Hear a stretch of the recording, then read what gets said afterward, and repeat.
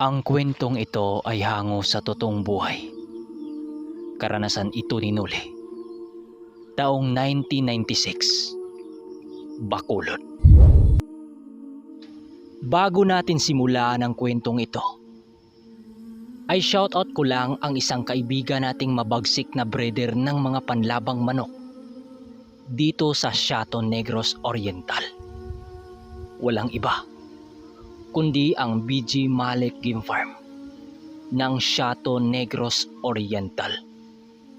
Masasabi kong hindi basta-basta ang breeder na ito dahil yung mga linyadang hawak niya ay nanggagaling sa mga sikat na big time breeder dito sa Manila.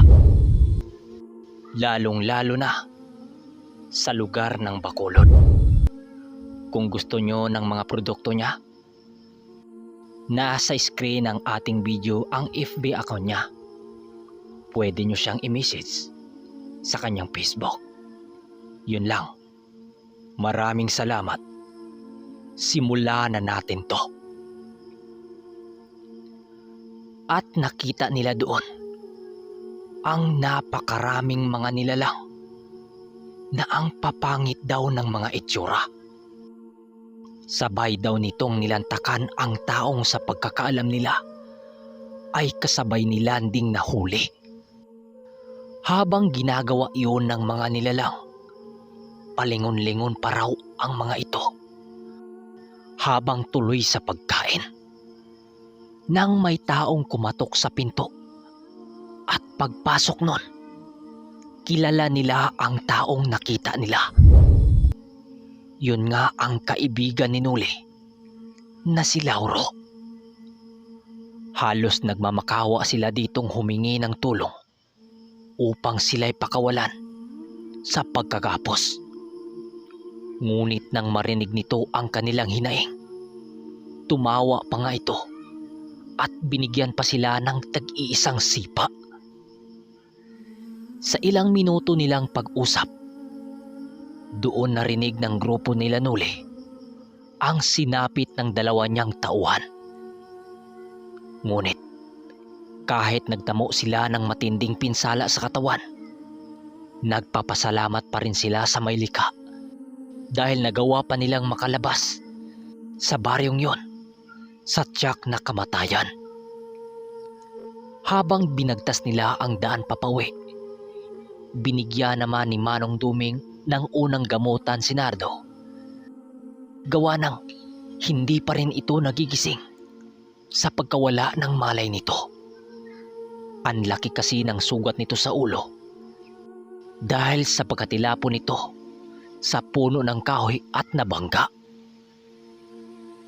Sa tingin niyo, Manong, hindi na mabubuhay si Lauro? Wika naman ni Danilo sa ermitanyo.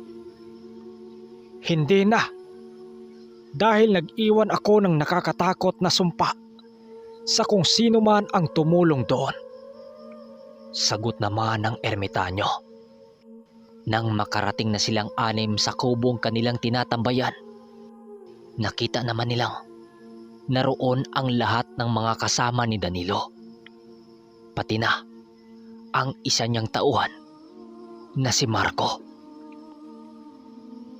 Dali-dali nilang inilapag sa sahig ang walang malay na si Nardo at dali-daling inutusan ni Mang Carpio ang mga bata niya upang kumuha ng mga maligamgam na tubig at mga halamang gamot na nakatanim sa likod ng kubo.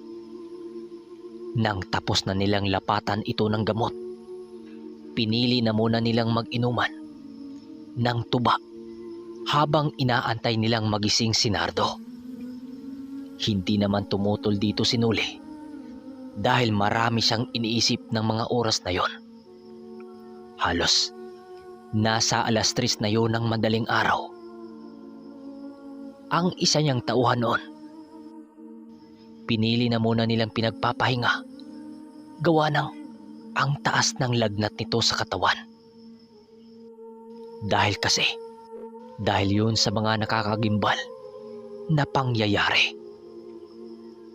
Ngunit kahit nilagnat ito, nagawa pa rin itong makipag-usap sa kanila. lalong-lalo na sa kanilang grupo. Marami kasi itong dapat malaman kay Manong Duming at Mang Carpio. Pagdating sa mga orasyon, mutya, talandro, konsagra na mga ginagamit ng mga lalakas na antingero. Tila ba dahil sa nangyari sa kanila, nais din tong maging isang antingero. Sa pagtagay ng ermitanyo sa tuba, ay ang pakikinig naman ng buo nilang kasama sa ikwikwento nito. Sa'yo, Nardo. Para naman mawala yung nararamdaman sa katawan mo. Abot ni Manong Duming sa tuba. Salamat, Manong. Hanggang ngayon kasi, parang nakikita ko pa rin sa paligid ang pagmumukha ng mga demonyong yon. Sagot naman ni Nardo. Maganda yan, Doy. Para naman kahit papano, mawala yung takot mo sa katawan. Wika naman ni Nuli. Ngumiti lang naman si Nardo nang marinig nito ang sinabi ng amo niya. Ang sunod naman ng tagay ay kay Nuli at kay Danilo. Sa paglipas ng oras, nakarinig sila ng isang pagpagaspas ng ibon na galing sa dalupahaw ng ermitanyo sa labas ng kubong kanilang kinalalagyan. Dahil dito, nanlaki naman ang mga mata ni Nardo habang gulat na nagwiwika ng, "Ano yun, Manong? May aswang ba dito?" Nang marinig ito ng ermitanyo, tumawa lang naman yon. Huwag kang matakot, Nardo. Alaga ko yon. Masanay ka na. Isa siyang dambuhalang ibong kasangga ko sa lahat ng mga oras na kagipitan. Nang marinig ito ni Nardo, kahit papano, napapalagay na din ang kalooban nito. Ang mga bata-bata naman ni Mang Carpio, baliwala lang naman nila yon dahil pamilyar na sa kanila ito.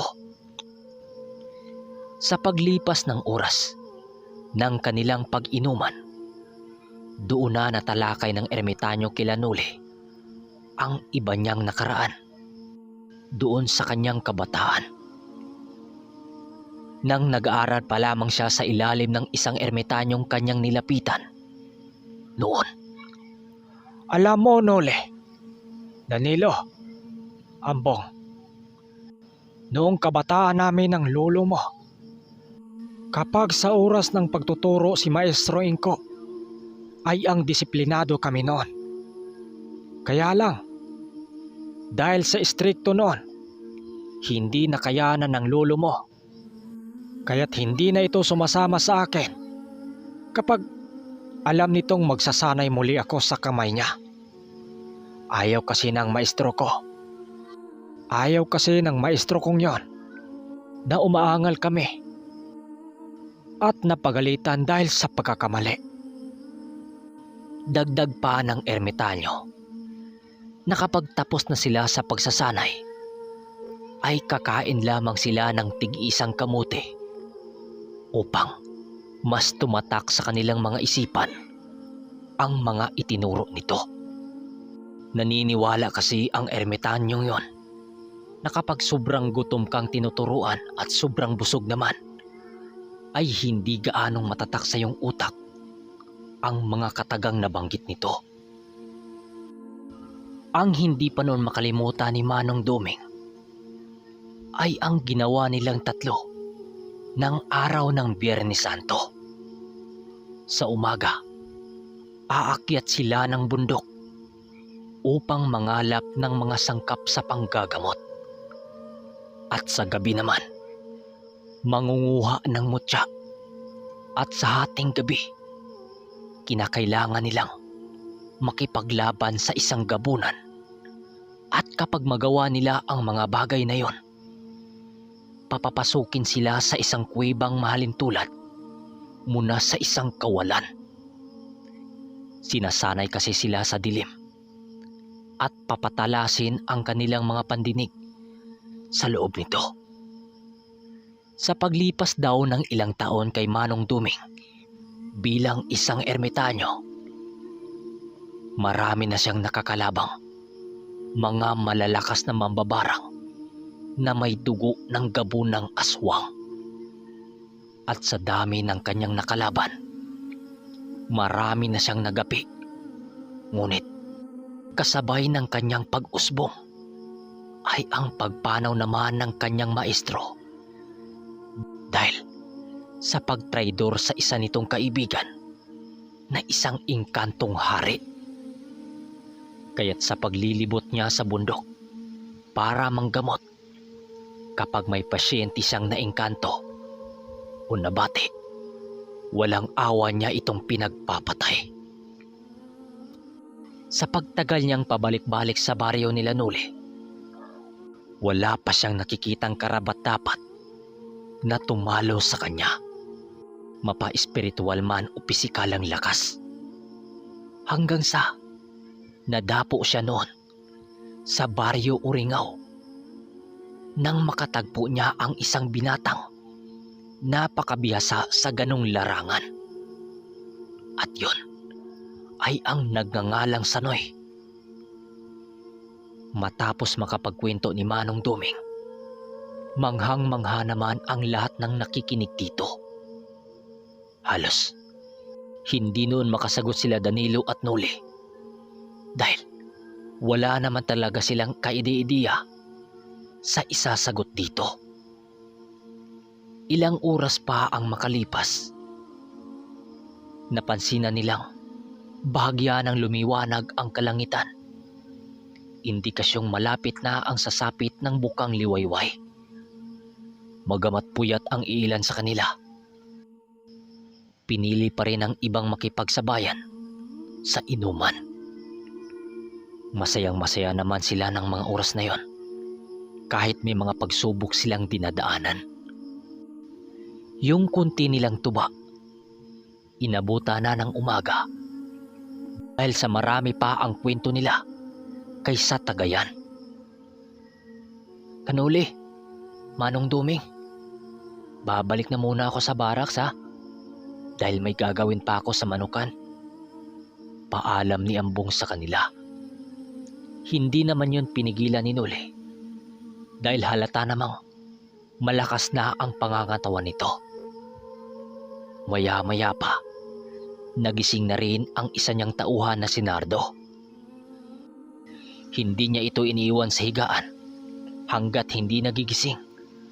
Gawa ng sagutin niya kung may mangyayari ditong masama.